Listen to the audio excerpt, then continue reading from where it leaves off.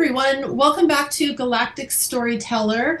I want to start off by thanking you for the support that Asia and I have seen over our series that we have been putting out.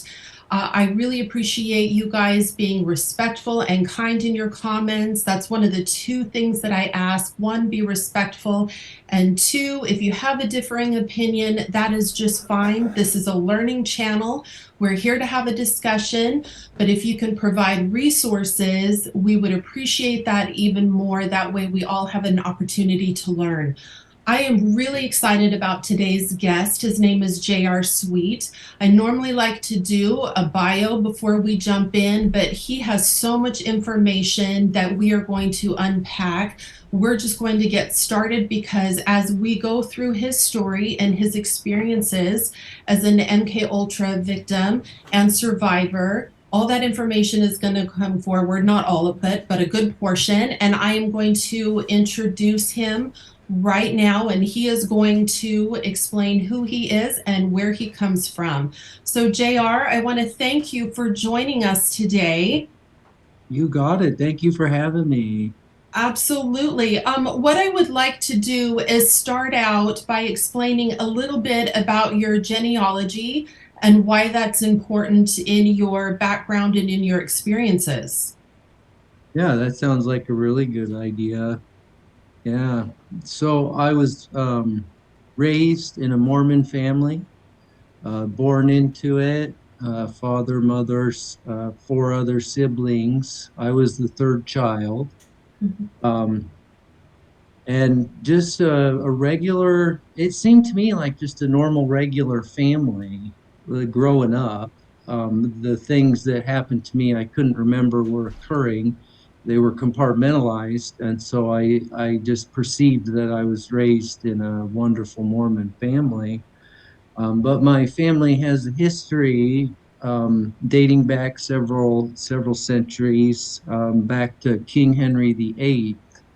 And so I'm what's called a bloodliner in the MK Ultra project and in the circle of what I would call the satanic elite. And so I carry that bloodline with me, and that's what the Central Intelligence Agency and the satanic elite are interested in, is generationally abused bloodliners because of various reasons.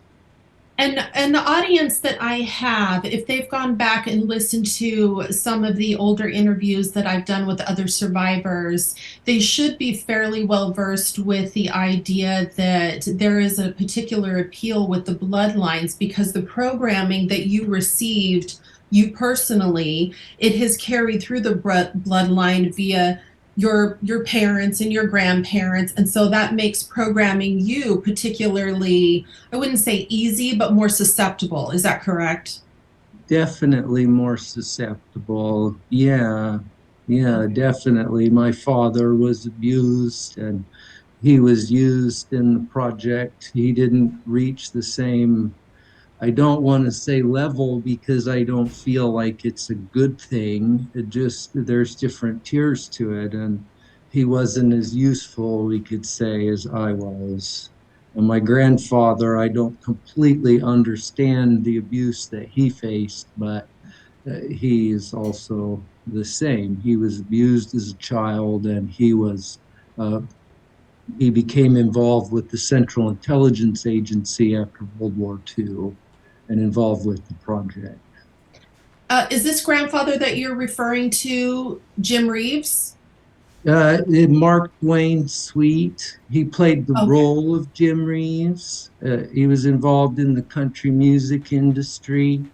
And so, yes, what you said in a sense is true in that he played that role of Okay. Jim Reeves. Jim Reeves was a character created for use by the Central Intelligence, a storyline, you could call it.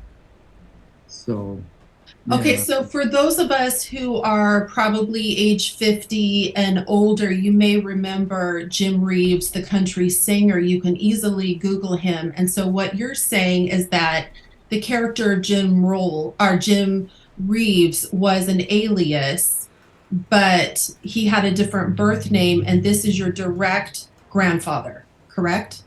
That is correct to my knowledge, yes. Okay. Okay. Yeah. Now, one of the reasons why I feel it's really important that you share your story is because I think a lot of people might have a misconception that abuse happens predominantly with young girls, and that's not true. It happens a lot with girls. Girls, in my mind, made up a majority of the Okay. project.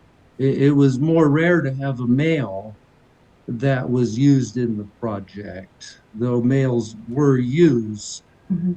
um, such as we've talked about before, Leonardo DiCaprio. That's a male that is a bloodliner that is used by the agency in the project, and he's used for social engineering um, through Hollywood. Mhm. Now, you saying that might surprise some of the listeners, but in reality, Hollywood and our political structure is filled with MK victims, correct? Yeah, yeah, just filled with them. It's terrible. It's a whole different world. The masses don't get to see that side of our reality in this world. Those people are brought up completely different. Mhm. Yeah. Okay, so let's go back to when you first discovered a picture of Charlie Pride. Let's talk about who he is, or was in the country music industry, and why he's important to your story. Yeah, Charlie Pride. He was a man, he was a man that I met when I was with my grandparents on a trip back east to Missouri. I met him in Branson, Missouri. And one of the reasons that he's important is that he's passed away, or supposedly anyway, passed away, and he was a CIA human bioprogrammer and handler. And the reason I say that is he did some of my human bioprogramming. In particular, though, he tested my voice because after Bird had purchased me in 1993, he wanted to know what I was useful for. And my grandfather, coming from the country music industry, really wanted me to be involved with the country music industry. He wanted me to follow, you could say, in his footsteps. And so I was put through some voice programming with Bird in Fort Worth, at Fort Worth, Texas. But before that, my voice was tested by Charlie Pride to see if it would be useful. Now, with that said, Charlie Pride is also something that helped me remember and begin to pull my past from my subconscious mind because I had this autographed picture from Charlie Pride.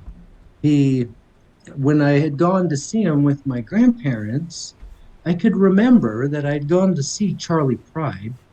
Mhm. It was somewhat of a memorable experience. He's not that famous of a country musicianist, but he's somewhat famous, and one should remember such things. But I could never recall that he had signed anything for me, autographed anything for me. And in 2017, in the spring of 2017, I was going through a hard time in my life and I couldn't understand why. I had everything, it seemed like a beautiful wife, wonderful children. I owned property in Idaho and I was building a home there. I just graduated from college, but something always felt off in my mind and I couldn't understand why. And then one day, my wife and we were cleaning out our house, which I was finishing up for us there in Idaho, and organizing things. And we were kind of broke at that time because it costs a lot of money to build a house. Yep. And I says to my wife, I says, well, hey, maybe we could get that Charlie Pride picture out and, maybe it'd be worth something. Somebody signed it there at the concert. And my wife looked at me and she just kind of laughed and she was like, no, that wouldn't be worth anything. He's not that famous of a country musician. And I thought to myself, oh, well, that's too bad. And then somehow it came up that he had personally autographed it through my wife. And I said, no, babe, he didn't sign it. Some other guy or a couple guys signed it, but Charlie never signed it. He was backstage and he wasn't signing that day. Mhm. And my wife said, no, he did, Charlie. He signed it. And I said, no. I said, I'm going to go prove this. And so I went up into the attic and I took the time to dig out this Charlie Pride picture. And boy, was I shocked when I found it because he had signed it. And this really freaked me out because I could not remember him signing that. And to see his signature and understand there was no denying it. Like, my goodness, this man did sign it. How come I can't remember? And that was a real turning point for me because I realized at that moment that I had a memory problem. Something was wrong with my memory. How old were you when your grandparents took you to see him? Oh, I was 15 years old. So you should have remembered. I should have remembered. Okay. Yeah, it wasn't, I wasn't a small child. Yeah, I was 15-year-old Okay. teenager. So, yeah. So that kind of freaked me out. And after that, I started seeing therapists and working through some of these things and began to regain my memory, in essence. And it came back like, well, very wicked. It just hit me like a rock one day in therapy. And boy, was that a heavy weight. Can Yeah. I ask you what happened? Well, I saw my therapist and I described a situation to her that I had always remembered, Mhm. of being with my father in the living room of our home growing up. I don't know how old I was. And I was a teenager. I know that much. And I was on my knees and I couldn't breathe. And I was in so much pain. It was an indescribable pain. I'd always remembered that pain. I had always described it as a feeling of being submerged in liquid metal. It was just so heavy. It felt crushing, and but it's difficult to describe because it was almost from the inside out. And I explained this to my therapist, and she was, yeah, she didn't like to hear that. I'll say that. Yeah, my poor therapist, though, um, Did she she have was, any? I'm sorry to cut you off, but did she have any frame of reference for what you were talking about, or were you the first individual that no. was blown her paradigm? Yeah, she Okay. said that she had some other clients that were telling her some pretty weird things, and she was trying to understand. Right. But the things that I talked about with her, they actually started to scare her pretty bad. Mhm. And after about 2.5, 3 months, she told me, "You can't come back and talk to me about these things anymore. It's too scary." There were things that would happen, like I mentioned, the phone would ring. Mhm. The second I would show up, the phone would start ringing in these various formats, from one ring and hanging up, two rings hanging up, three rings hanging up. And then it would basically just start over.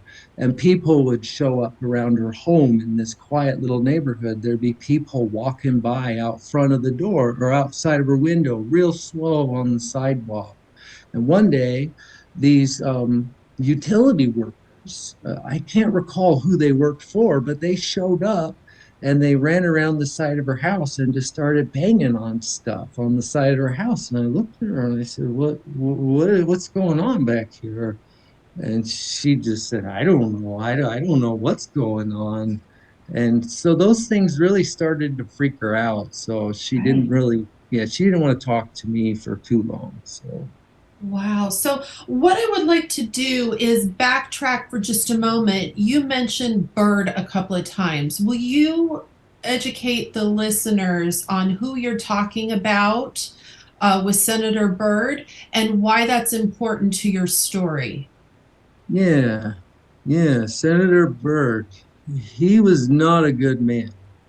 My grandfather, it seems to me that they were friends, not simply associates. For example, I can remember when I was in Dallas, Texas, before Bert took us out to Fort Worth.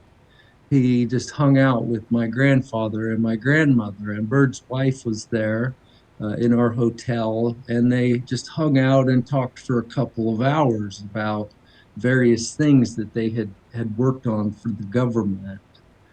Um, so Bird was involved with my grandfather and my grandmother. And I met Byrd, Senator Robert Byrd, when I was 6 years old, is the first time I can remember meeting Byrd down in Southern California.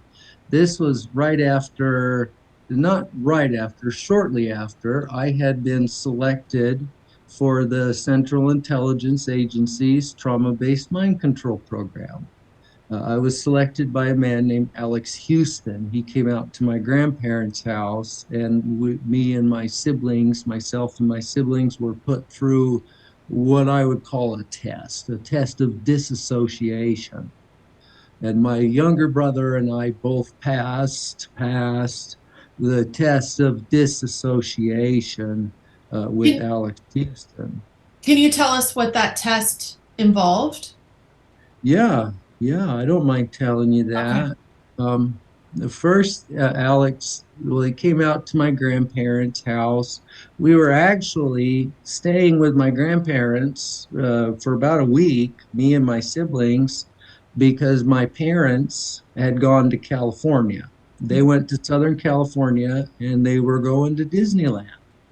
And they were going to Disneyland so that they could be trained on how to raise their children in the project, whichever children would be selected by Mr. Houston, and how to go through the process of programming at the Disneyland mind control facilities. Disneyland is it's a theme park, sure, but things in the intelligence community and the satanic lead are hidden in plain sight.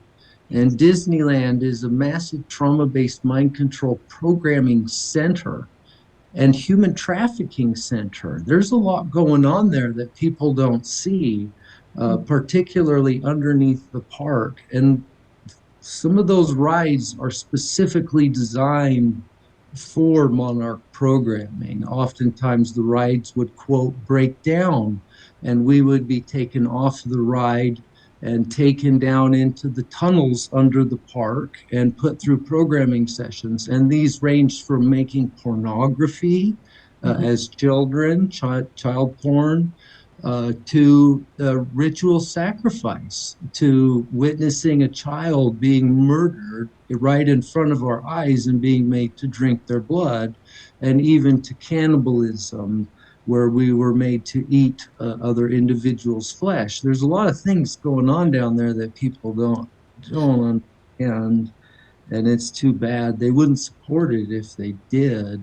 Yeah, you just said about 100 mind-blowing things. I'm I'm sure. sorry. No, Yeah, no, it it's the people need to understand that, and I'm aware of these things, and I think a lot of my viewers are, but I really want to go back and dissect a number of the things that you just talked about, if you're okay with that. But go on with yeah. Mr. Houston. Yeah, Mr. Houston. Yeah, so he selected us through a test where we were taken individually to a room in the home where Mr. Houston and my grandfather were. My grandfather would come get us and take us back there, and he had a shoebox. And in that shoebox, you didn't see what was in the shoebox until you were in the room. You'd given him your full name, he documented it, and then do you want to see what's in the box? Well, that's why I'm here, I suppose. And so he opened the box, and there was a human hand, a severed human hand inside of the box. Very disturbing thing to see as a small child. My older brother and sister, when they had been put through this test, they both just screamed. You could hear them scream down the hall, and they were brought back. And when I was took back there, I didn't scream. he opened the box and I looked at it, at this hand, and I simply disassociated. My grandfather, my father, my uncle, they had all worked very hard at um, creating the ability to disassociate. They knew the foundation was there because of my generationally ancestral background, because I was abused so much and put into states of trauma where I would disassociate. And so then I was taken back. My grandfather was pleased that I had passed, and my younger brother was taken back, and he didn't scream either. Mm. And so he and I were both selected by Alex Houston for the project.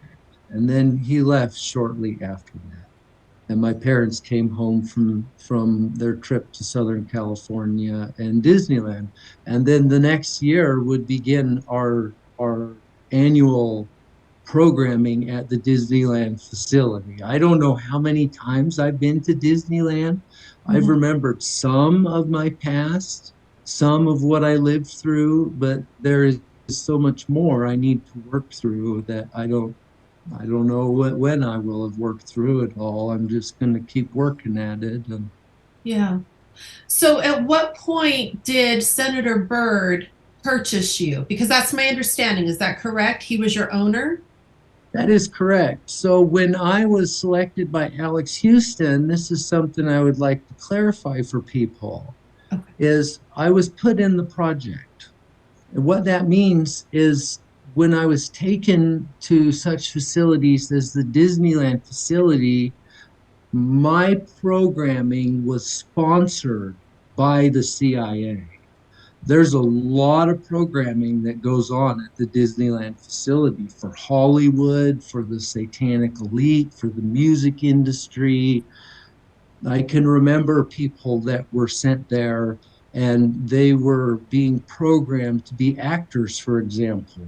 And they would be made to play the role of the character on the ride. And so, Wendy, for example, on Peter Pan, Okay. I can remember people playing those roles of those characters on the ride, and people would ride the ride and think, "Oh, wow, that's such good Yeah. animatronics, right?" Well, it's a real person, and not always. I'm not saying always, Right. but Right. that is where programming takes place for the acting industry. And they would be made to do this for hours and hours and hours. When I was taken down under the tunnels for programming at the Disneyland facility, it was quick.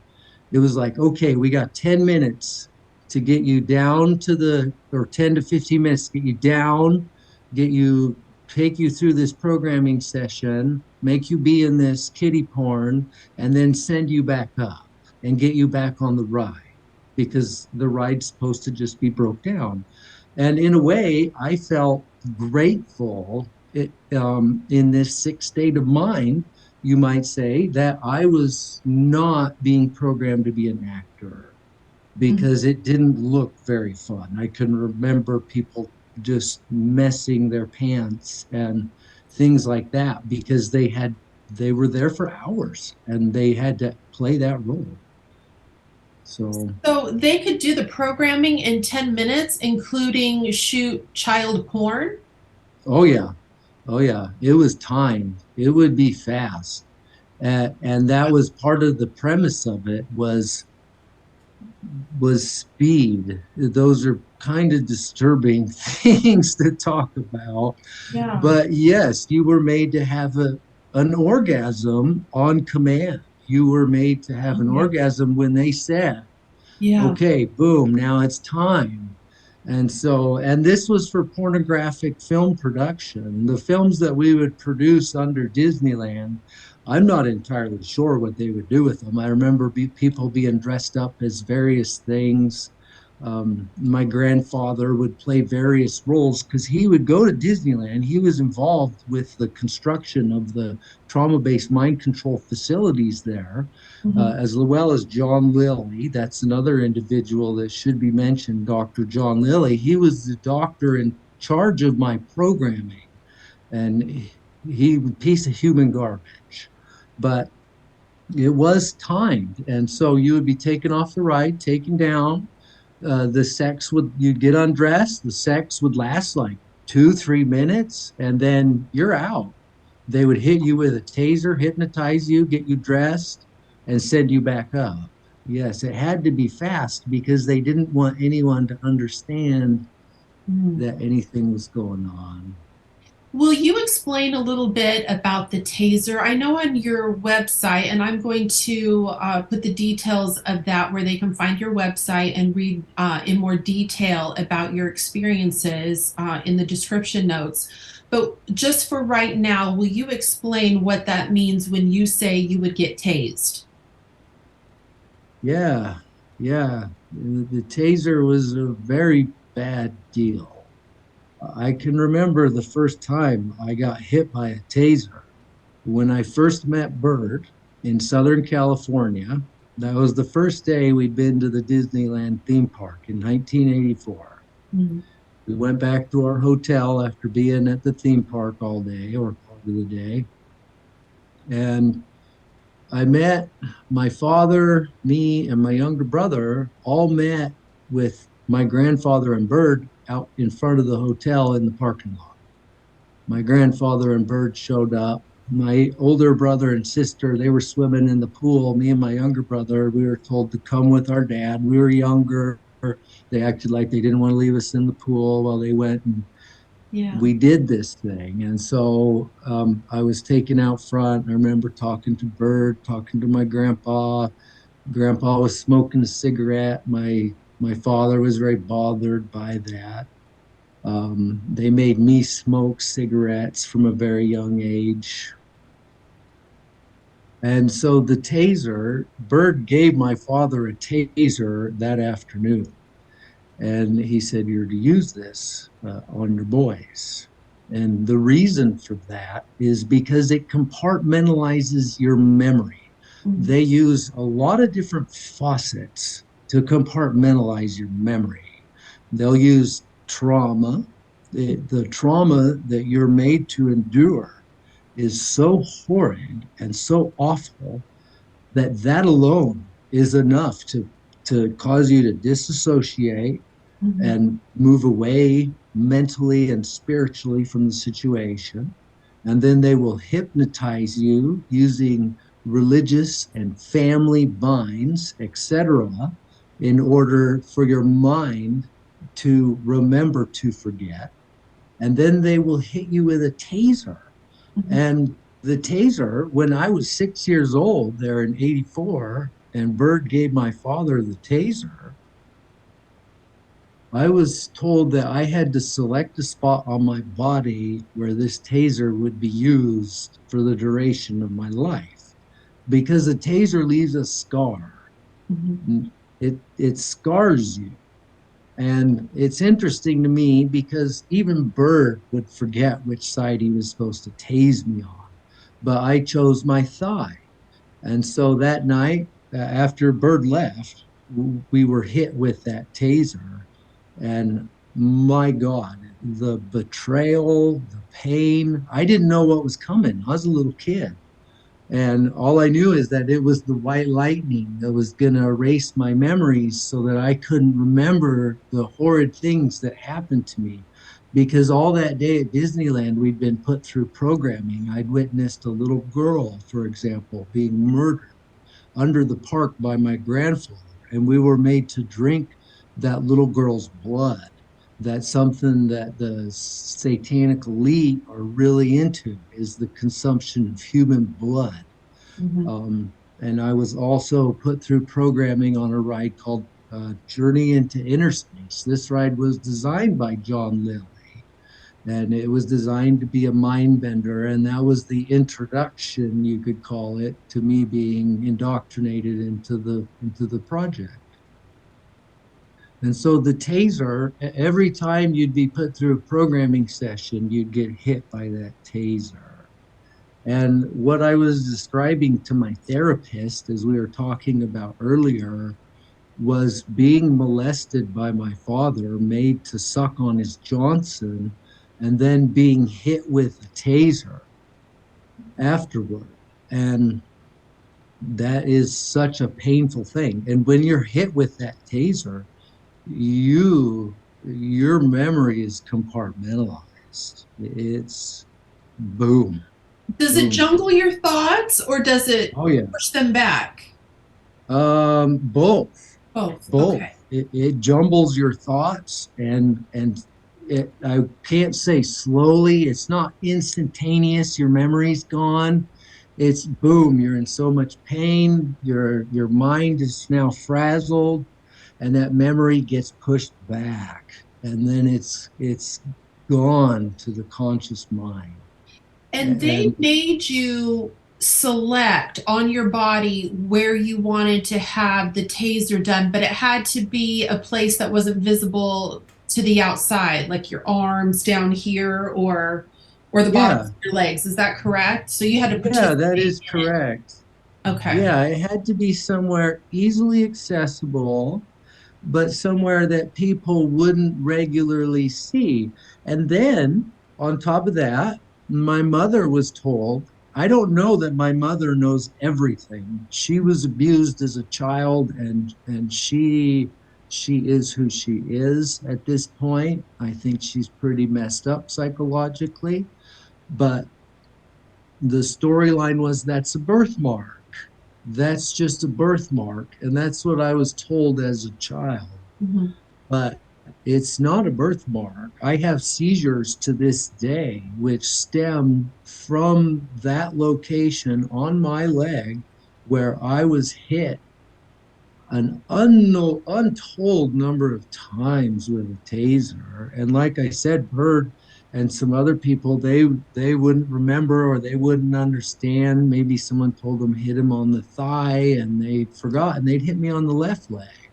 And so I get seizures from that side once in a while, not nearly as frequent as the right side. So, Yeah.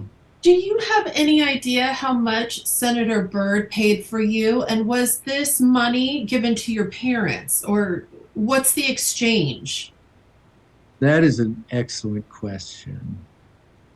The money is funneled through government contracts.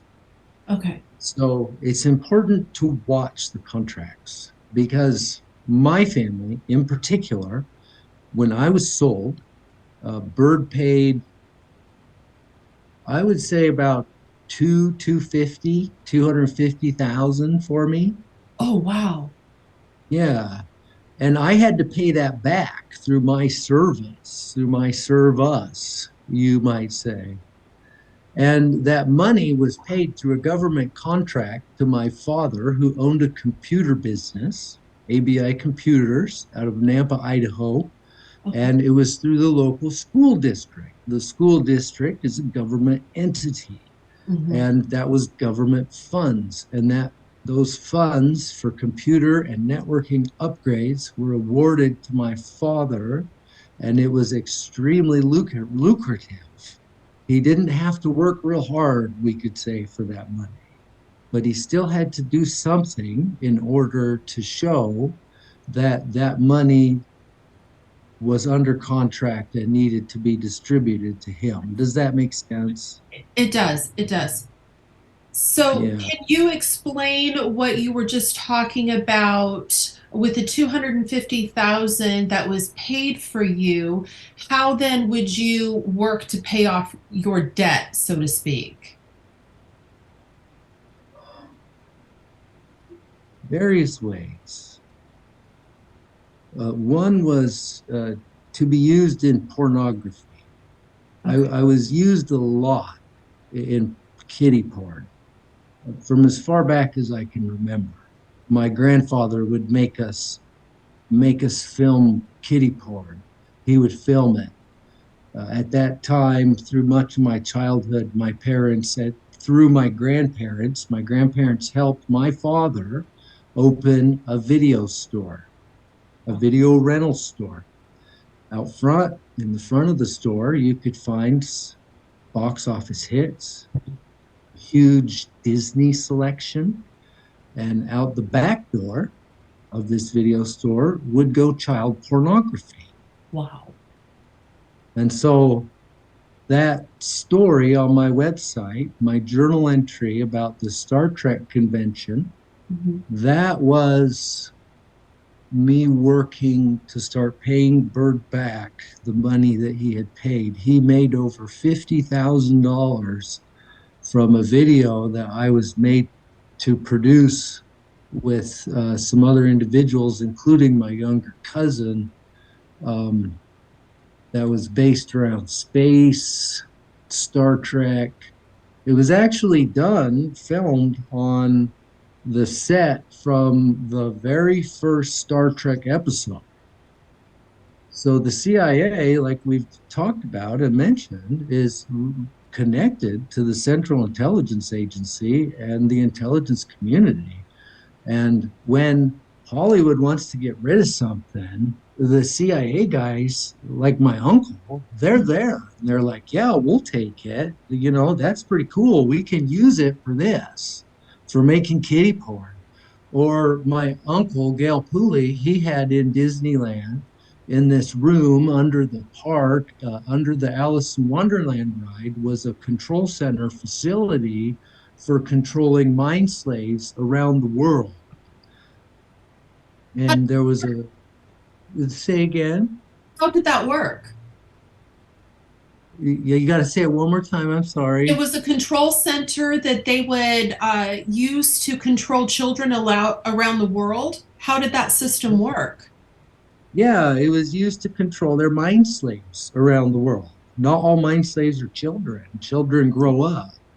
And I remember my grandfather, he worked in that room a lot.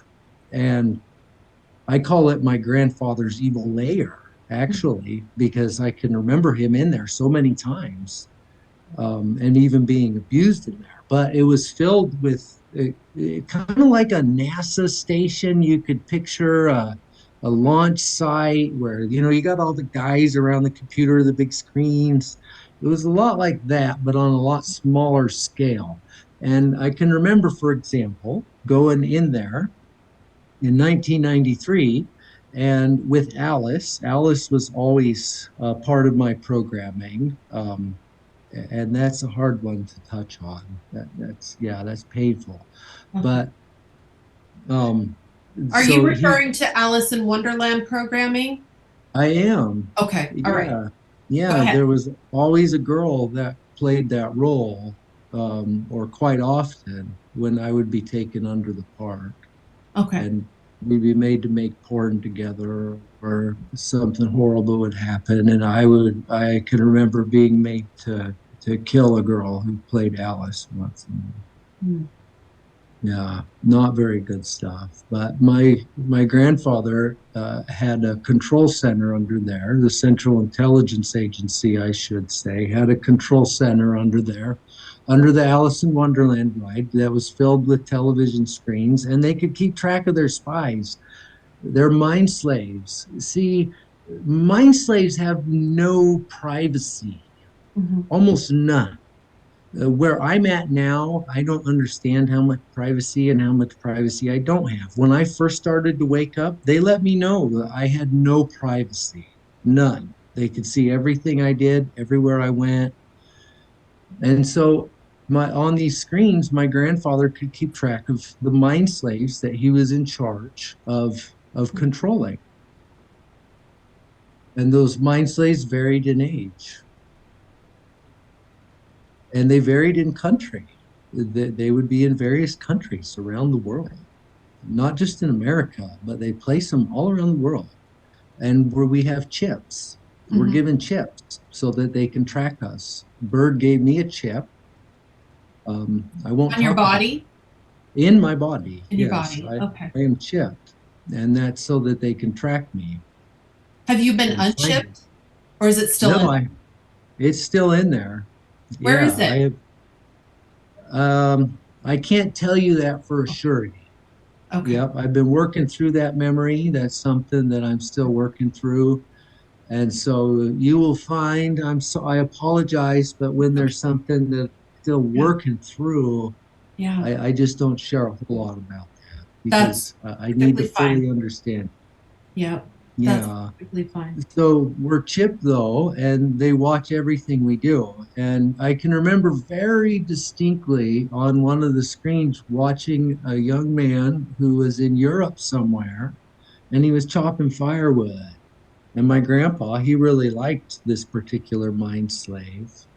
And Mhm. so they keep track of us, and he would control people and keep an eye on them through this control center. I don't completely understand it all myself, but there was a break room in that control center where you could sit down and take a break, essentially, from your hard duties of being an asshole, basically.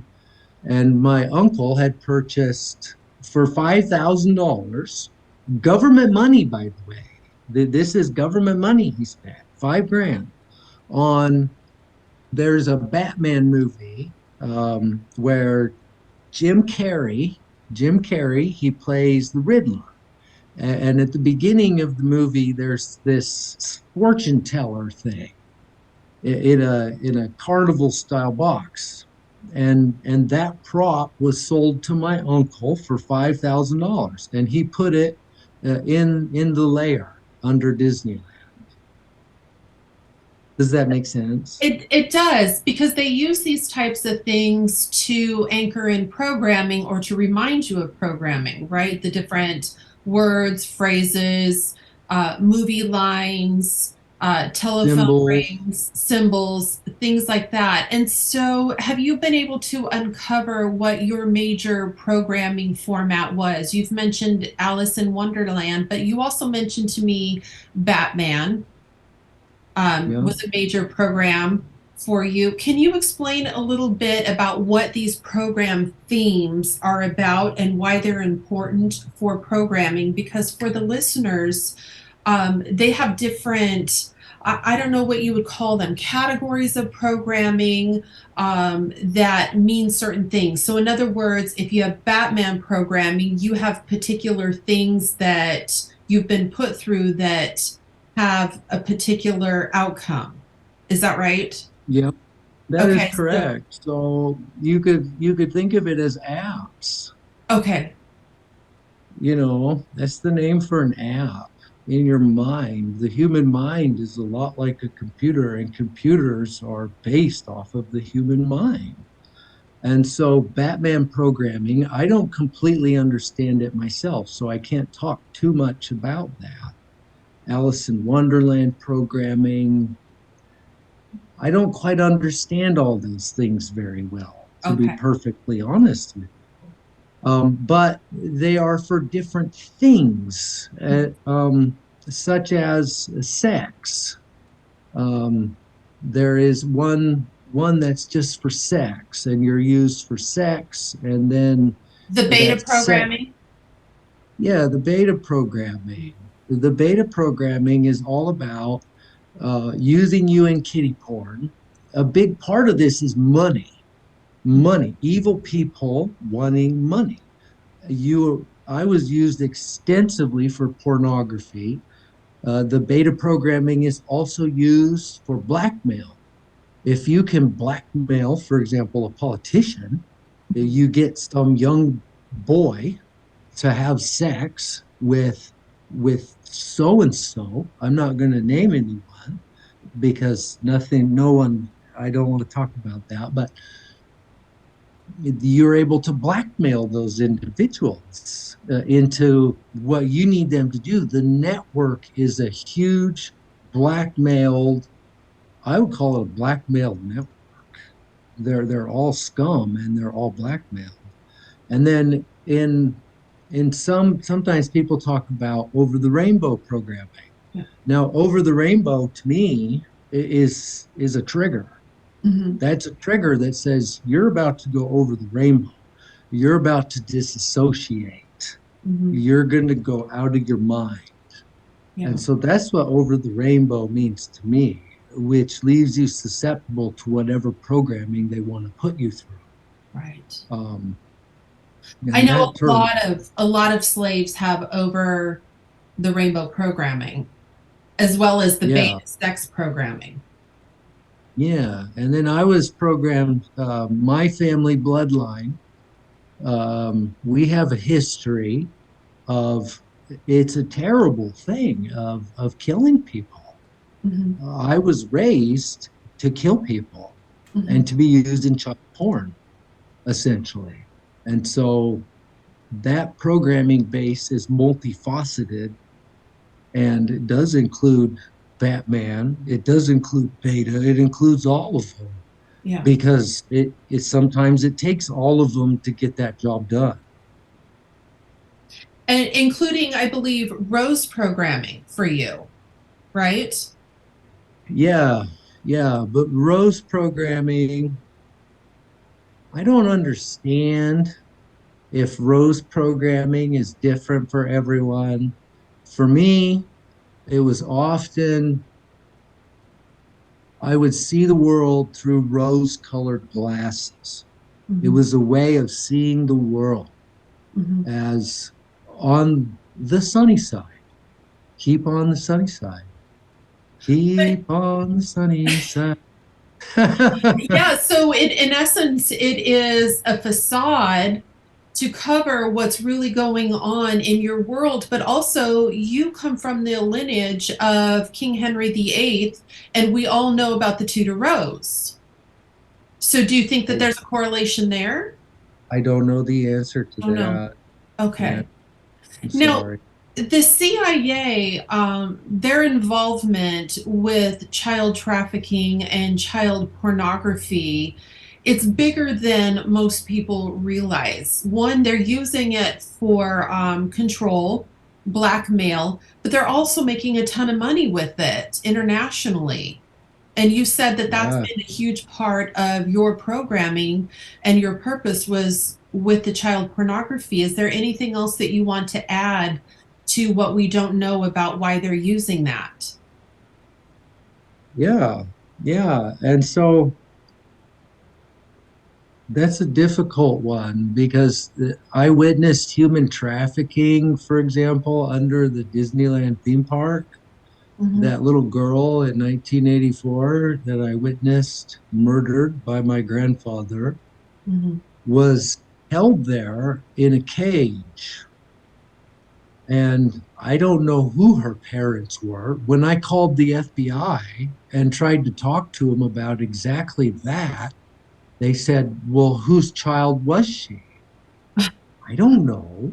How am I to know whose child it was? I'm trying to explain to you that there are children being held under the park and they're being trafficked and they're being used. A lot of children in the project are disposable Mhm. and they are used specifically for programming. When I was made to play the most dangerous game in Oklahoma, they brought along, there was a bunch of us there. There was the Hiltons, there was the Ford family, there was, I don't remember exactly who it was. It was a country musicianist family. And there was us, my cousin, my younger cousin, and I. And then there was a van load of orphans. And those orphans were there as cannon fodder in order to essentially be killed in front of our eyes. That's Wow. what happened with me and my cousin. We tried to help a young girl and they killed her right in front of us. They just shot her. And it was absolutely horrid, just awful.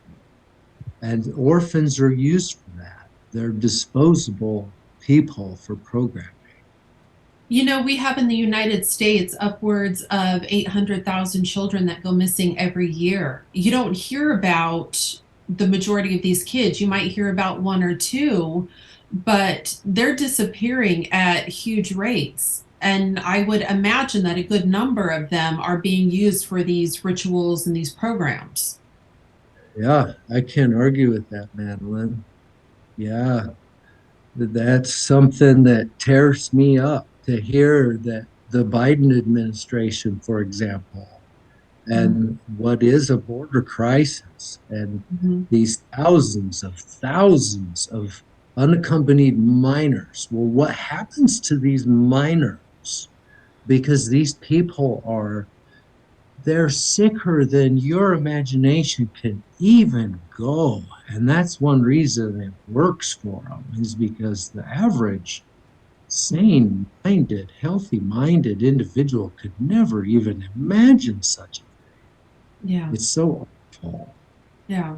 Yeah. And Yeah, I talk a lot about that on this channel. It's really hard stuff to understand, but that's why it makes shining the light on what they're doing even that much more important, is because the roaches scatter in the dark and are with the light.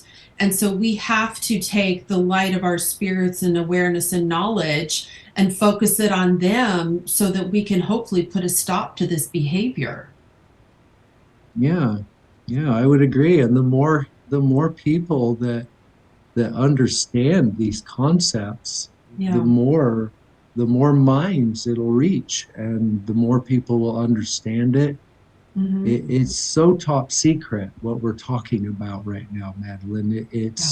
It's no joke. That's how they've kept it in the dark. It's so simple. It is incredibly simple Mhm. once you understand it, but you can't see it unless that concept has even entered your mind. Now, you mentioned Hilton. You were betrothed informally, correct, to Nikki Hilton of the Hilton Empire. Yeah, that is correct. Yeah, I Would you was explain a engaged. little bit about your involvement with them? Yeah, yeah. The first time I met Nikki and Paris was in Oklahoma, actually, Mhm. during the most dangerous game. Those two girls and their father and his dogs were at the game, and we were all stripped naked and made to run through the field into the trees, and they were going to chase us. Well, Nikki had injured her leg. Her and Paris went ahead of us, my cousin and I, out across the grass field. And Nikki sprained her ankle. Mhm. And by the time my cousin and I had got to him, we were running for our lives. We were disassociated. We were naked. We were told to run, and we were running. But when I saw those two girls, Mhm. and they looked like they were in really bad way, it's interesting to me that there was still empathy left in my soul. And I stopped and I started to move over to help Nikki and Paris because I was worried about Mhm. it, because I knew that I'd seen these folks kill people Mhm. and I didn't know what would happen to these young girls. And I started to go and try to help them. And my grandfather actually started shooting at me. He was back at the trucks and he started shooting over our head. And my cousin was coming up behind me. He was younger and smaller than me, and he was running like a bat out of hell. He just screamed, "Run, run, run!" And at that moment, with bullets going by, my cousin screaming, the trauma, I just started running. And I didn't see him again during the game. This was a My grand, game, the most dangerous game. the most dangerous game. Will you explain a little bit about what that is? Because I believe I understand it to be a hunting game where some live and others don't. But will you explain what the premise of that game is for the audience? I would say the premise of the most dangerous game is to let you know as a slave that there is nowhere to run and nowhere to hide. And you cannot trust anyone. Anyone. My grandfather and his friend were the ones that hunted my cousin and I. Nikki and Paris were hunted by their own father and his two dogs. Mm. They're awful people. And we were hunted. I Mhm. don't know how long my cousin and I made it out there in the woods before they finally caught up to us and found us. We were more, I would say, towards the end of the game when they finally found us. We were hiding in a pool of water. We made some reeds so we could breathe, and we'd hidden under the water. We'd found a young orphan girl when we were out there in the woods, and she was just terrified. And we found her out there, and we said, "Come with us. Let's all just keep going. We've got to hide. We've got to hide." And we hid in a pool of water. And I can remember the helicopters. I'm harassed quite a bit. When they want to let me know they're pissed at me, the helicopters come out. Yeah. When I go visit my daughter, for example, they let me know, we know you're here. And the helicopters come out. And people say to me, why do they use helicopters to harass you?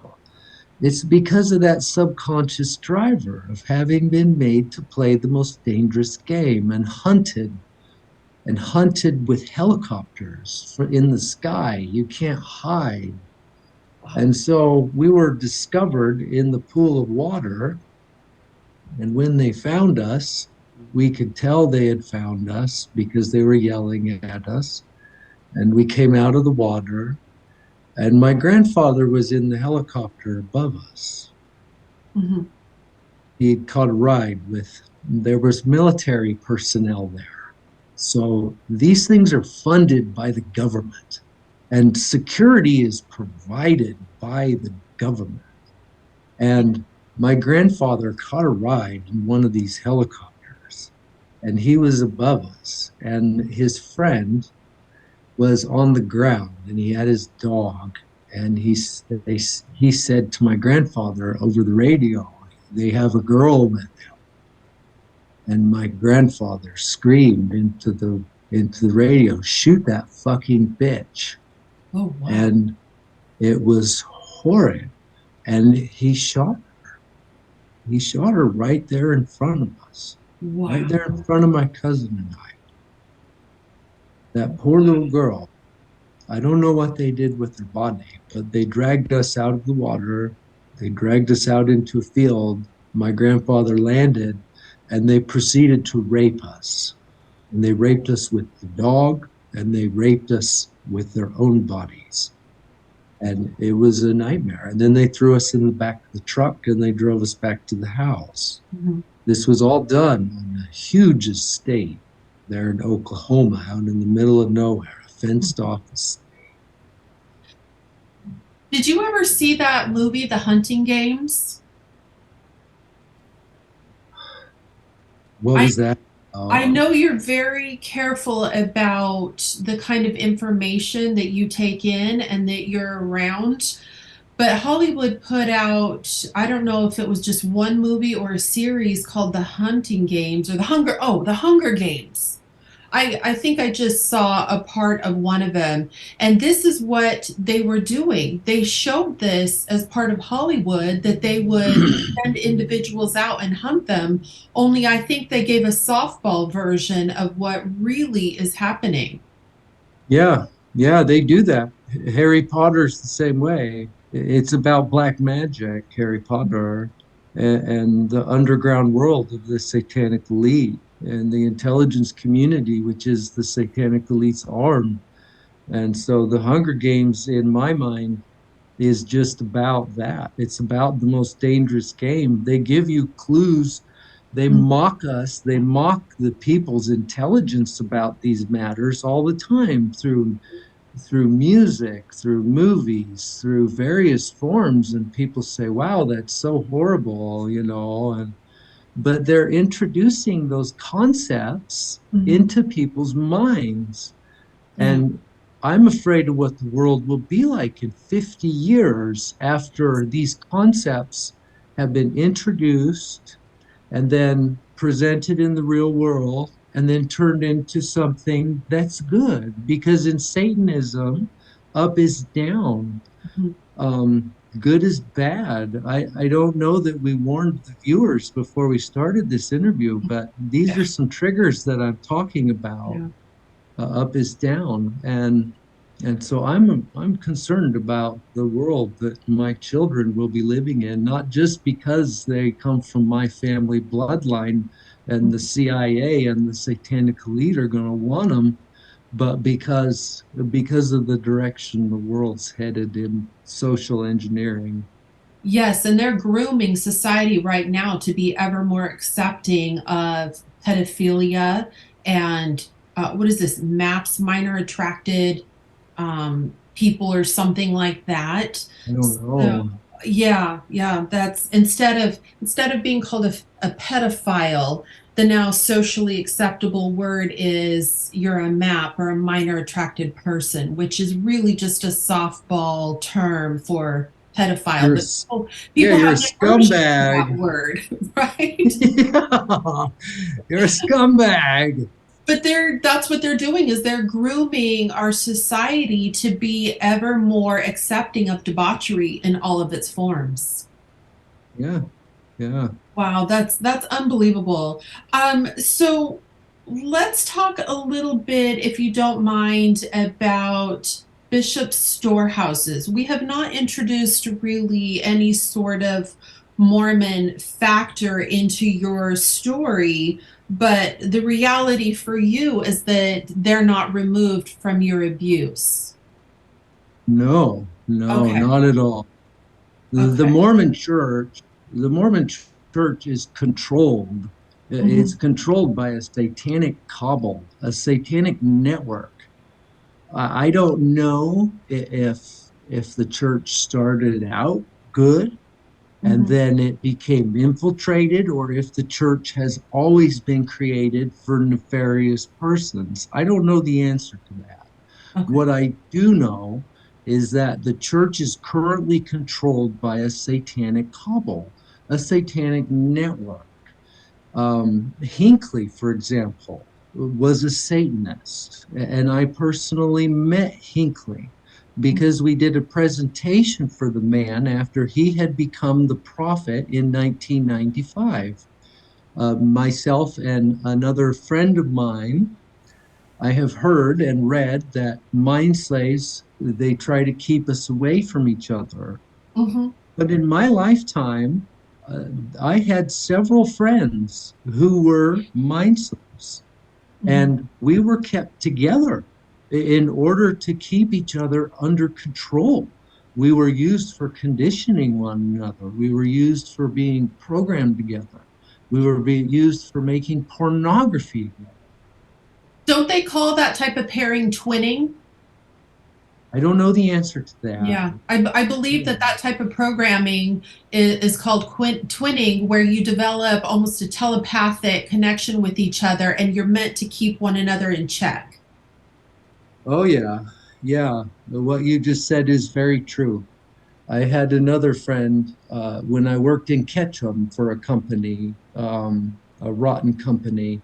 I was paired with an individual in my everyday life at work who Mhm. was also being programmed, and we would do a programming together. And one of those programming sessions was a pairing, a mind control link is what I would call it, Okay. and that was performed through deprivation tanks. We would be hooked to electrodes and put in dep tanks and get the shit shocked out of us through various patterns, though. It was all very scientific and very coordinated. You weren't just thrown in a tub of water and they stick some jumper cables on you. They were all well located, electrodes placed on your body. And this happened to me several times throughout my lifetime.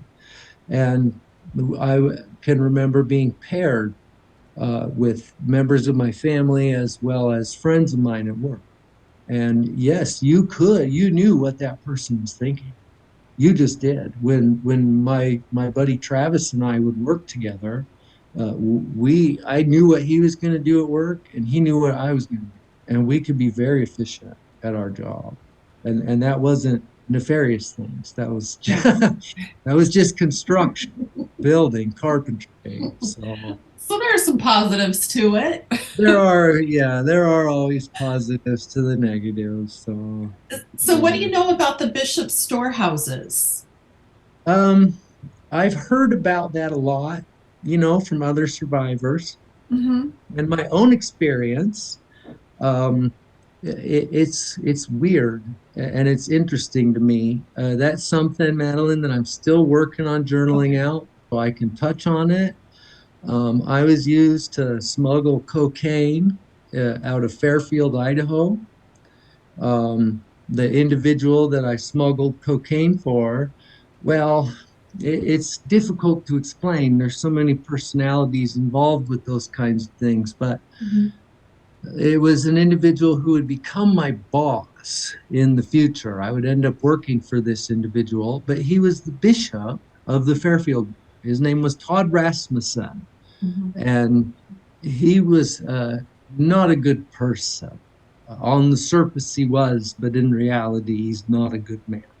And Todd, he was the bishop of the Fairfield ward, and he would smuggle cocaine with several other individuals. He wasn't the only one.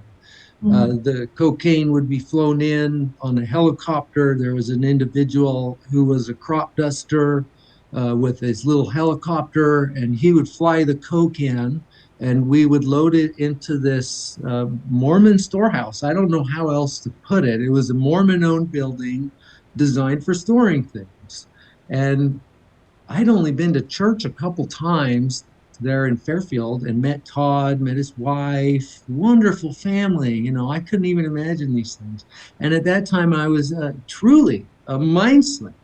And so I can remember talking to him when we were unloading the coke and putting it into the storehouse and I was like, dude, what are you doing? Like, you're the bishop. What are you doing? We're putting cocaine in here, dude. Like, this seems Yeah. like it's wrong.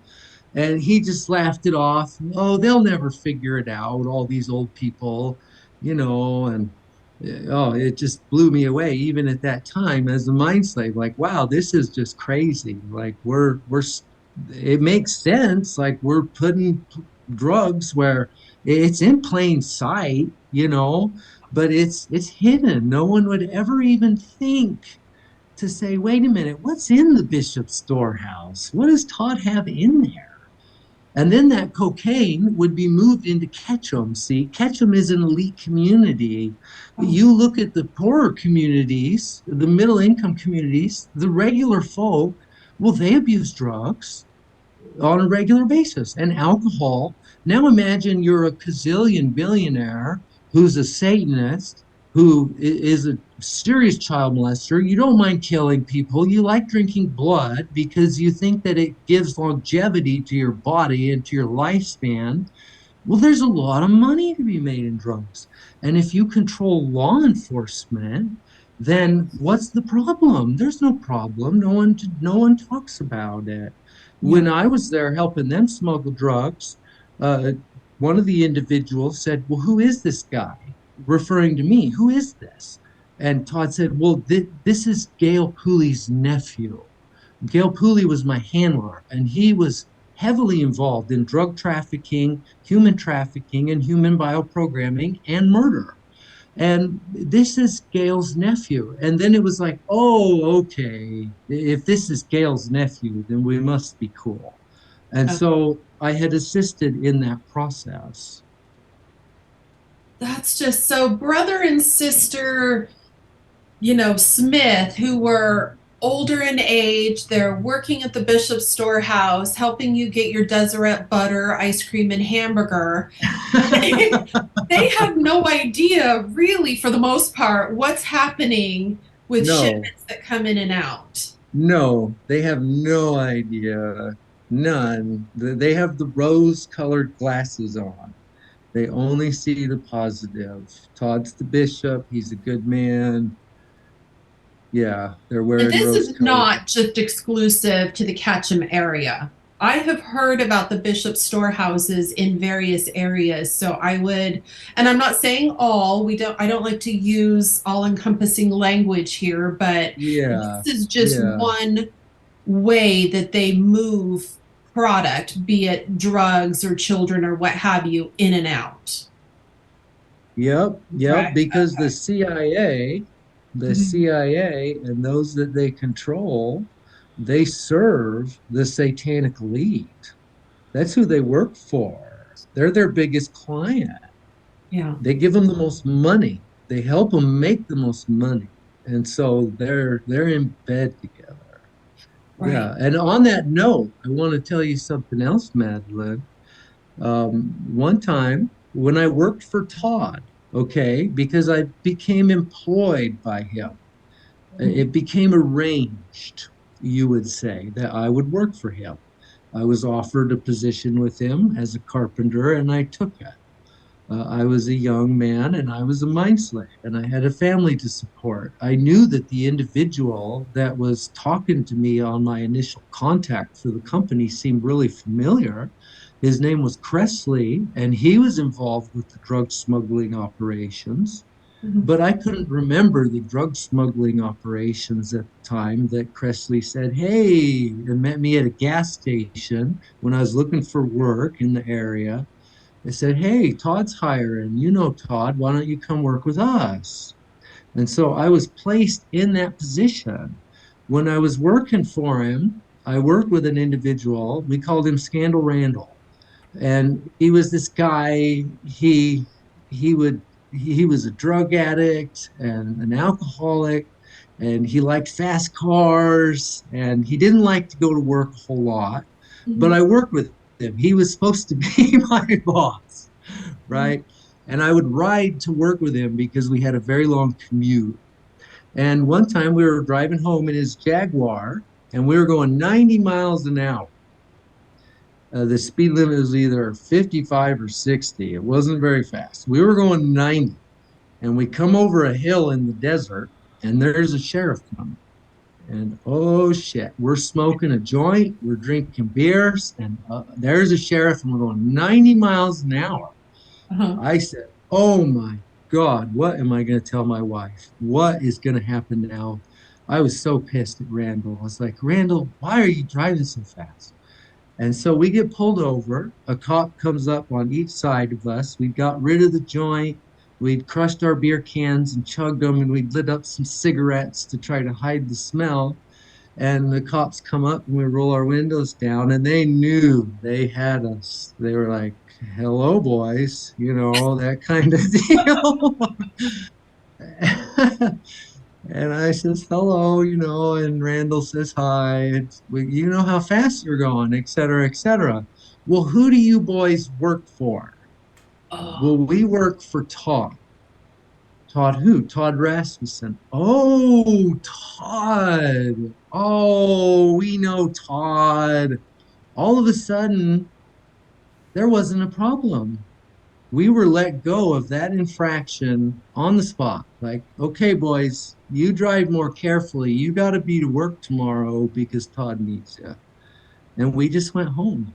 And we're like, oh my goodness. I thought I was going to jail. They had us dead to rights, according to so I that's the kind of influence that they Yeah. have, though, Madeline, is Yeah. they control that network, and people are bought in. They're bought in through blackmail, and they're brought in through dark money. Does Yeah. that make sense? It does. I didn't speak with this survivor regarding this situation myself. It was a story that I had read many years ago, but they were given cards with phone numbers on it. So if they got pulled over, they were to hand the card over to the police officer, and if they weren't familiar with the card themselves, they were to call the number, and then the person on the other side would direct them, let them go. No questions Interesting. asked. But if they knew what the card was, then they understood the errand or the importance of this person or the control of this person, and they were still to let them go. So whether they That were makes, indirectly or directly complicit, the results were the same. These individuals were let go and sent on their way. yeah, that No makes a lot of questions sense. asked. Were you able to finish your thoughts on Gordon B. Hinckley? Yeah, we got a little sidetracked, didn't we? So It's Gordon, perfect. It's perfect. Whatever you want to share is great, but I just want to make sure you have an opportunity to say what you'd like to say regarding the president. yeah, Gordon. I met him in '95, Hmm. and it was spring break. It was spring break of 1995. Hmm. Gordon B. Hinckley had just been selected as the new president of the Church of Jesus Christ of Latter-day Saints, or Satanists, you might say.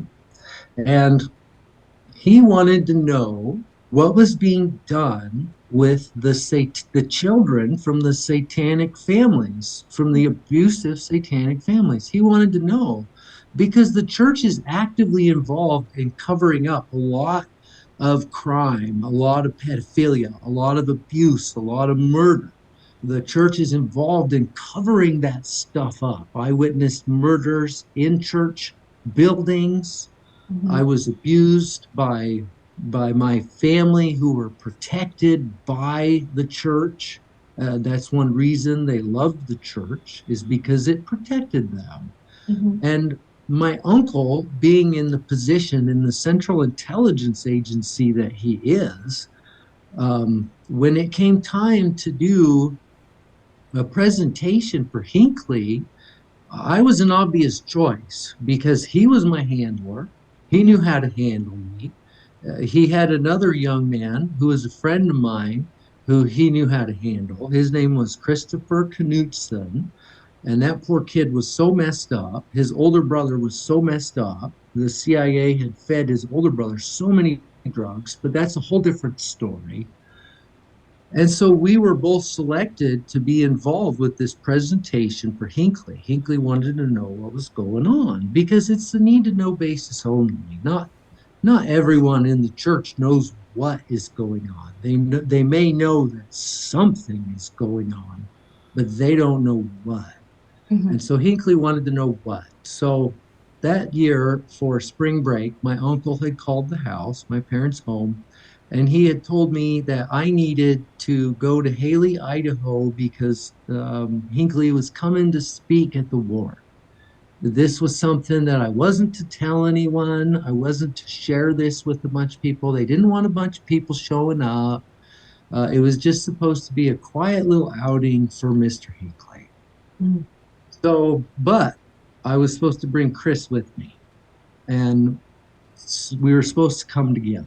And so I called Chris. We arranged to head up there. At first, he was like, "Hey, I don't know. It's spring break. Do I really care? Like, we're young men. Like, we gotta go do something fun." Right? Yeah, but Who wants to we see the went. prophet? Yeah, who cares? Yeah, it was incredible though, because I was expecting to meet this man, to see him speak in this church in Haley, and just be awed, like, wow, a man of God, this is incredible. But that wasn't the case. We stayed the night at my aunt and uncle's, and we were abused terribly that night. My grandfather came up from the Boise Valley specifically for the purpose of abusing us. And he was to get us ready to meet Gordon B. Hinckley. And he did what he was supposed to do. But there was another individual there. I know him by the name of Kyle, and he was a friend of my uncle Gail. And this man was also CIA, and he was a human bioprogrammer. He was over my uncle in some way in the human programming world. I don't quite understand. And both my uncle and Kyle were above my grandfather. It's all very confusing how all that works. Hmm. And so my grandpa, if Kyle hadn't been there, I don't know, he might have killed one of us. He was so brutal. He had to cattle prod, and it was bad. It was bad. And so the next day, I couldn't remember what had happened to me the night before. I woke up and I just felt terrible when I woke up. What happened to me? And it was later. I'd slept in, and I got out of bed and my uncle met me out in the hall. I was sleeping in the basement in my aunt's sewing room, craft room. Lots of Mormons do crafts and stuff. And my aunt had a craft room. And I came out of there and I just felt terrible. And my uncle, he comes out of the bathroom and he's pulling his pants up because he just got done using the restroom. And he says, "We're leaving. We're all going to church. You guys, you and Chris need to not be late. You need to get ready and you need to come down to church." But he says, "But this is the deal." He says, "You're not to stay for the whole church meeting. You're right after sacrament. I want you and Chris to come back to the house. We got something going on."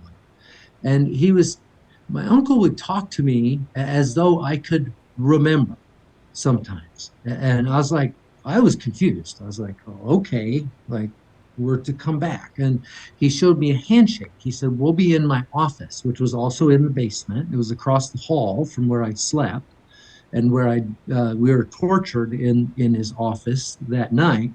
And he said, "You're to come down to the office. We'll be in there. And I want you to know this handshake." And he showed me a handshake. And he says, "Here, this is the handshake." And he does it. And he says, "Okay, now let's do it again." And he tried to do it again with me, and I couldn't remember. I felt so frazzled. And I was like, "Okay." And he was just like, "You got it. You got it, Johnny. We'll be fine." And off he goes. And he was such a neglectful, in retrospect, programmer. It's like, dude, no, I didn't get it. Like, I didn't understand the handshake. But he left. We got ready, and Chris and I went to church. And we went in and we sat in the back, and church started. Well, Hinckley showed up. They started church and they were like, "Hinckley's going to show up at some point. And when he does, everything will stop and we want you to just be quiet and respectful, reverent, you might say, in the Mormon church. And he's just going to be brought in through the side door." And so the meeting started and people started talking. We did a song and a prayer and all that. Well, Hinckley showed up and he came in through the side door. And as a young Mormon who was in my base personality, I watched the prophet come in through the side door and he was surrounded by what looked like bodyguards. And I was like, "What? Who is this guy? Like, this is supposed to be a man of God. And he's afraid of someone killing him? Like, that doesn't make any sense to me in that state of mind." I was like, if someone kills him, well, so what? You're going back to God. Like, who cares? And so he comes in with this entourage of bodyguards and they sit down in the front rows and Hinckley goes up and he sits down behind the pulpit next to my uncle. My uncle was the bishop, and so he was sitting up there behind the pulpit. And so Hinckley sits next to my uncle, and they started talking. You could see them talking up there, and the meeting started to continue. And they were just talking it up, and they looked like they were talking about something. I was like, "My God, what are they talking about?" And then it was Hinckley's turn to stand up and give his talk. And so he stands up to give his talk. Well, my uncle, when Hinckley stood up, he winked. And I was at the back of the church, but he winked right at me. And I sat there and I was like, "Oh, this is this is really weird. Like, why did he just wink at me? Why did he wink at me?" And in my subconscious mind, I knew that something was going on, but my conscious mind couldn't understand it. And so Hinckley gets up and he gives his talk. Well, his talk, it was just a mundane talk. It was just the generic Mormon talk that I'd Right. heard probably 1,000 times in my lifetime. And I was like, "What was that? Why, what was that?" I thought this guy was supposed to like really touch me and make an impact in my life. But what he just said, it just sounds like everything else everyone else has ever said in church, all mixed into one big giant speech bag. you know. I Like that did. term, speech bag. I A like speech that. bag. Like, what is that? And then he sits down again when he's done and he talks to my uncle some more. Well, then he had to leave. He left in the middle of the meeting and he came in the middle of the meeting. And so he gets up to leave and we all had to be quiet and be reverent. And he left with his entourage of bodyguards.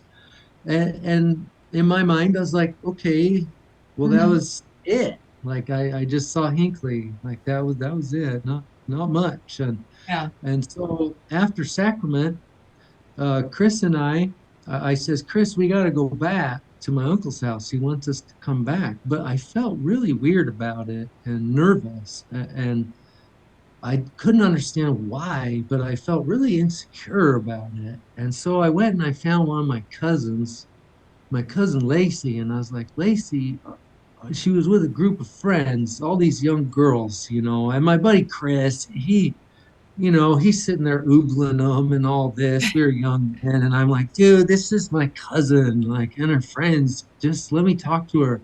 And so I'm talking to my cousin, and I said, Lacey, are you coming back to the house? Because Chris and I are supposed to go back to the house. And she said, no. What are you talking about? And she acted like she was really creeped out by it, Hmm. and understandably so, in the lives that we lived and the ways that we were raised, especially knowing her uncle or her father, my uncle. And so Chris and I was like, well, we're supposed to go back. As a mind slave, you do what you're told. Did you And go? so I got in the car with Chris and we drove back to the house and we went down into the basement and I'd forgot the handshake. So I knocked on the door to his office and Oh, goodness. Look what's happening here. We have a little bit of a technical issue. We're going to give it just a moment. Sometimes they mess with technology if they don't want the information coming forward. And are you there? I'm here again. I Yeah. find the timing very interesting. Yeah, it usually is. Yeah. Yeah. So the hand comes out of the Mhm. door and I reached out to shake it, but I couldn't remember the handshake.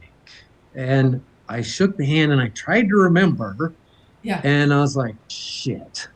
The door slammed closed. The hand went back in, the door closed, and I heard this muffled talking, and it sounded like someone was concerned, I would say. Mhm. And I was like, oh no. When you're in the project, you never know how long you're going to live. I didn't know if I would live or if I would die. If you screw up, they might just kill your ass. And so it went quiet again.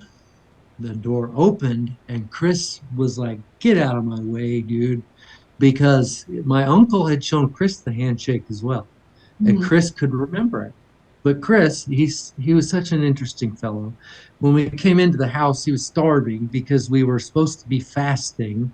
Not eating is a part of human bioprogramming, trauma-based mind control. You're not supposed to eat. They keep you in a state of hunger, survival state. And so fasting was a big part of our lives growing up. We were supposed to be fasting that morning. But when we came in the house, Chris grabbed this giant loaf of bread and he's down there eating this giant loaf of bread and he's shaking this dude's hand, and he gets it perfect. And the door opens and we go inside. And the room was full of suits, just full of them. And I recognized them as the bodyguards that had been with Hinckley because I'd seen them come into the church. And Mhm.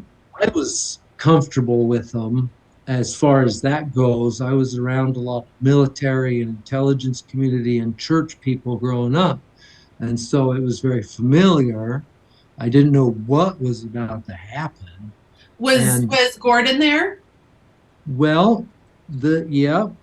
So Gordon was there. He was sitting at my uncle's desk, but he was turned backward in the chair. Okay. You could just see the back of the chair. And this short little bastard, he was sitting in the chair and he wasn't facing us. And so we go in, and my uncle says, Johnny, Chris, come in, come in. And we came in, and he starts talking to us, and I want you to meet somebody. And the chair turns around, and it was Hinckley. I want you to meet Hinckley. And so we proceeded to give a presentation after that to Hinckley on the project. And so we were made to stand, as a young man, your base personality, to stand there and meet the prophet with your rose colored glasses on, Mhm. which is this super positive state of consciousness or unconsciousness, I might say. And then to have it turned completely upside down, just completely. They said, stand over here. My uncle did. And then he started to talk about this. And then he said, take your clothes off. And I'm standing there in this room full of dudes in suits with my buddy Chris. And I'm like, take my clothes off. And so we started to take our clothes off because that's what we were told to do. Right. And then my uncle started to talk about my family bloodline. He started to talk about my grandfather. He started to talk about our satanic family bloodline. And in our family, I was programmed, you never talk to people about it, ever. So he starts talking about it to Gordon. And my programming kicked in, and I said, what the hell are you doing, Gail? You cannot be talking to this man about that. That was the family secret. That was not something to be shared. And my uncle put me right in my place. You shut up and you take your clothes off. And it was a moving through different personalities. I was going through several personalities at one time during that situation. It was And you very were aware of painful. that, of the switching? No, No. no, Okay. I was not aware. You just start moving through them. Yeah. Wow. I did become aware, Madeline, at one point. I remember when I switched deep and I really went completely over the rainbow because it was a slow process of steps to where you get to where, boom, you're just gone. You're gone. Your mind is gone. And when that was about to occur, the nightmare, you will remember everything you've lived through in that split second. Like, oh my God, I'm involved with this trauma based government program. And it is such a nightmare on the human mind. And then you're just pushed out of your mind. And so we were pushed completely out of our minds. I was made to strip naked. We performed several different aspects of the project and the program and its purposes, including sex and homosexuality. A lot of people in the world of the elite and politicians are homosexual weirdos. They just are. They like to have sex with little kids. They like to have sex with young men. They're not as attracted to women. It is what it is. And I I heard through one of the individuals that I've worked with, that is also a survivor, and maybe you can, maybe this corroborates what you're saying, or you can expound upon that, that Gordon B. Hinckley actually hates women, and that he was deeply homosexual and had homosexual relationships. That was his preference. His marriage to Marjorie was just a facade. Is that what you're saying, is that he was um, homosexual? what I will say is that he did not mind what Mhm. he witnessed. Okay. He did not bat an eye. He Okay. acted like he was way cool with what he was seeing. We Okay. were made to have sex right there in front of him, and he didn't even bat an eye. I can't remember at this time ever having any kind of a sexual relationship with the man. Okay. Uh, but there's a lot of things I haven't remembered, but that's just where I'm at. I don't remember that at this time. I was to be placed in Salt Lake City, directly under Gordon B. Hinckley as an intern in 1997. I was supposed to be directly under Hinckley. That's a whole different story. Mhm. This was the first time that I met Hinckley in my uncle's basement. And we also performed for him assassinations. I was made to get on my knees completely naked, and Chris held a knife to my neck. He damn near killed me. Chris was somewhat of a psychopath, which is understandable. Yeah. He was a multiple and a psychopath. I don't know how many people he had killed in his lifetime. And I thought I was going to die at that time At that because day. Wow. Chris started to push the blade into my neck, and I could feel blood running down my neck. And I was like, oh shit, Gail's not paying attention. Chris is about to kill me. I was in a complete state of trauma, but I didn't know what to do. And so I just started to turn my head so that they could see that I was about to die. And when they looked, when they got done talking about whatever it was they were talking about together, they looked over at us, and my uncle said, "Chris, don't kill Johnny. What are you doing? You're gonna kill him. Like, take the knife away, you know. We're not here to kill him. The point's been made." And so he didn't kill me, which I'm grateful for, of course. But it And was then we just were treated made, nonchalantly. oh, extremely. These things are treated like nothing. If he had accidentally killed me, it would have been like, well, now we got to get rid of a body.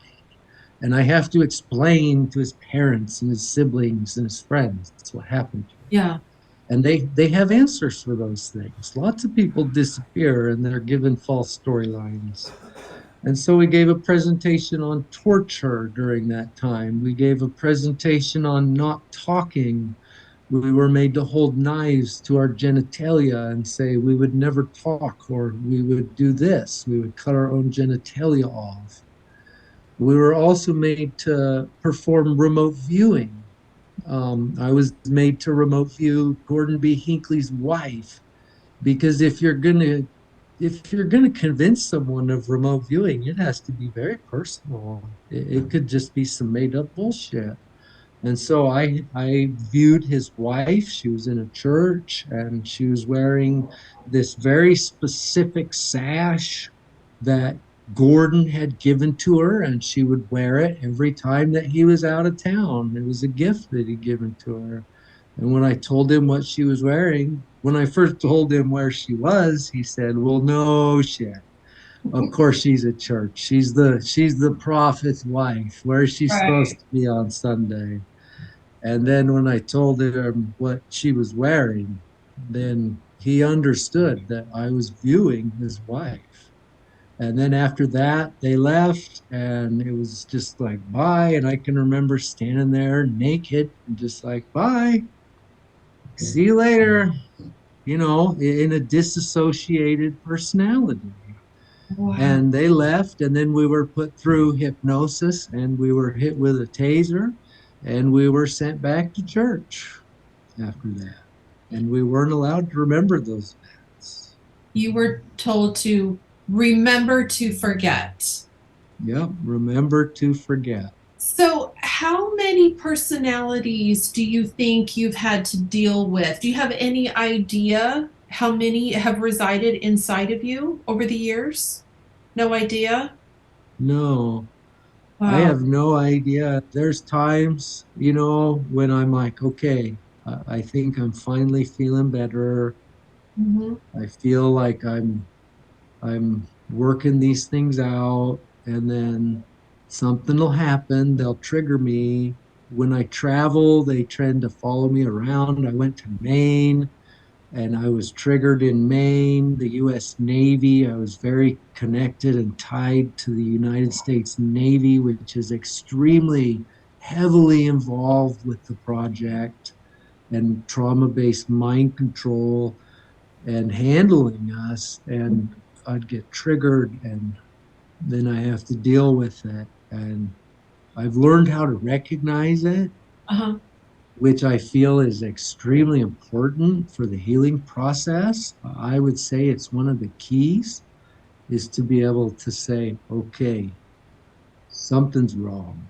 I don't understand it, but something. And something my grandfather taught me when I was younger is it's wise to go to bed. Mhm. If you get triggered, go to bed, sleep it off, you'll feel better in the morning. Now, that doesn't always work. I've been stuck for days in a bad personality trying to understand and work through it. Mhm. But it sometimes you wake up and you're just like, it's gone. Yeah. Thank God. Can Yeah. you feel yourself slipping into another personality, or you just all of a sudden have missing time? Because I've worked with individuals over the years that have experienced both. Just all of a sudden they've realized that they've got, whether it's 2 hours or 2 weeks of missing time, and they have no idea what happened there. So then we have to work to try to recover that. But how does that work for you? I don't lose weeks Mhm. anymore. I might lose a short period of time, a couple hours, Mhm. and then come to realize, wait a minute, you've been dissociated. You have to come back to center and been able to work through that. It can be fast. It can be, I don't know what just happened, but something's wrong. And it can be slow. It can be over an hour, 2 hours, you're slipping away. And then I've slipped away and been like, okay, whoa, wait a minute, I've got to come back. And then you're able to come back and work through that. And so I don't lose hours or weeks anymore or days. I used to lose days when I was an operational CIA mind slave. I would miss days and days. Yeah. They would take me overseas. I would be made to be involved in an assassination operation. And they'd always have an excuse. Where's Johnny been? Oh, well, he's been with Chris. They went out camping, and Chris would be programmed. His conscious mind wouldn't understand, and he would just be programmed that we'd been camping together, and he would follow up the story. And that those are the kinds of things that our family would be given when we would be gone for days, or our friends. So So over the years, you've become more aware of when you feel like you're slipping into another altar, and so you are developing more conscious control over being able to pull yourself back. Would that be correct? that is correct. Okay. Sometimes it's more difficult than other times. Yeah. Yeah, and sometimes I'll slip away and understand that something's wrong, but it'll take me a while to work through it. Yeah. What have you done to help yourself heal? Is the goal for you to reintegrate all the personalities, or what is your perspective in terms of how you've handled your healing? Because I know it's an ongoing work for you as it is for everyone, but how are you going Yeah. about your healing process? Yeah, that's a really good question. It started with acceptance, I would say. Uh, like I talked about Charlie Pride earlier, I understood that something was wrong. Mhm. Something was wrong, and I couldn't remember my past. My wife would even tell me this. Like, she'd ask me questions about my past and various experiences, and I wouldn't be able to tell her. Mhm. And it confused her. Like, how can you not remember these things? And so it's been a real process, working through those things. Yeah, I'm sorry, Madeline. This is all very heavy. I lost myself there. That's okay. We were talking about your healing journey and what you've done to help Yeah, bring healing into your life. yeah. And so through acceptance and an understanding that I'm a multiple Mhm. and that I can't remember my past, all of it anyway, and that I'm dealing with a lot of trauma because in my first meeting with my therapist, she said, "You are suffering from PTSD." And I was like, wow, like, what? What are you talking about? What do you mean? You know, because I had perceived even myself for years that I had had the most wonderful childhood. I didn't have any enemies. Everyone was my friend. I got along with everyone. And now all of a sudden, whammo, I had to deal with this thing. And so acceptance of the fact that I'm a multiple has really helped me be aware and to accept that, okay, you got to work through this, you got to work through this, and to recognize, okay, you're not okay, you need to go to bed. And my wife knows this, you know, Yeah. when Johnny just goes to bed, it's because he needs to go to bed. He needs to work through something. And so that's one of the key steps is recognizing and facing that truth because it's such a brutal, wicked truth to Yeah. know that the things I went through and that were done to me were just disgusting and horrid and You had so much physical trauma, especially with the electro shocking stuff. It messes with your bioelectric magnetic field and the way your brain works. Have you yeah, had any sort of fallout, long-term byproduct of all the electroshock that you've been through that yeah, the you biggest notice? thing, yeah, that's a good question. The biggest thing are seizures. Okay. And so when I'm really working through something and remembering an event, I go through significant seizures. These will occur when I'm out. I can be at work. I can be driving down the road.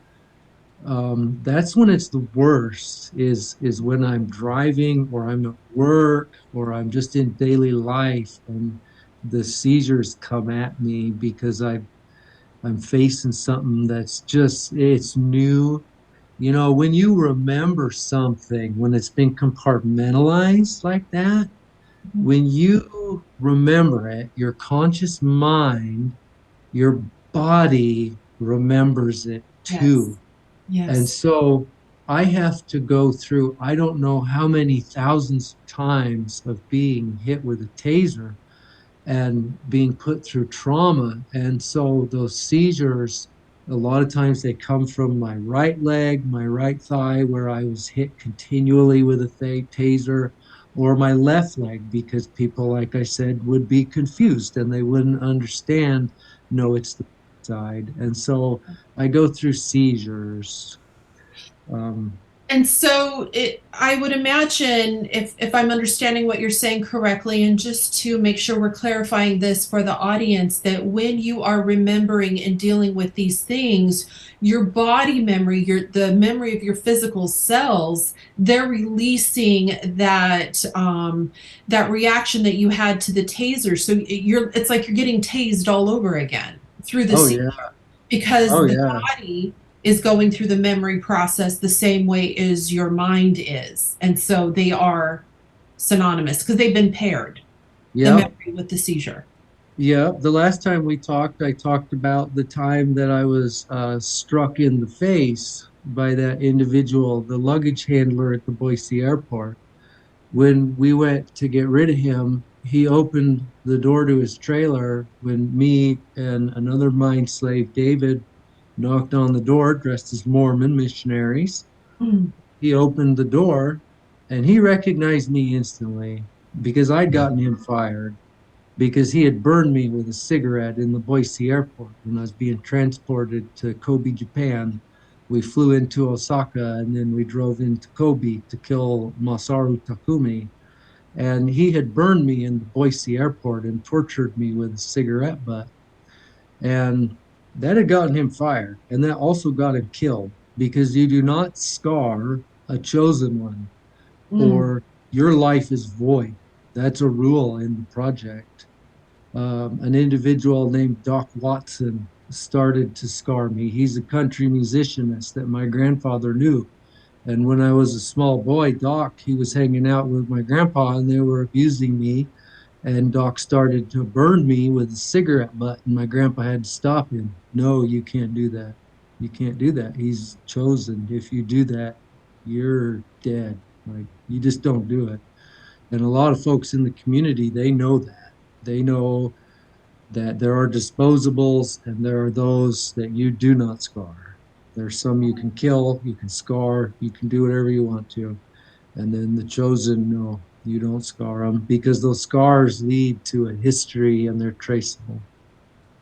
So, in essence, your bloodline is what puts you in the way of this sick satanic elite, and at the same time, it was saving you from from a worse fate. Yeah, That's yeah. twisted. That's the upside, that's the up is down world. Yeah. Wow. Is there anything else that you would like to let the people know about your story and you? Well, I could probably talk for hours about these things. These things tend to plague my mind.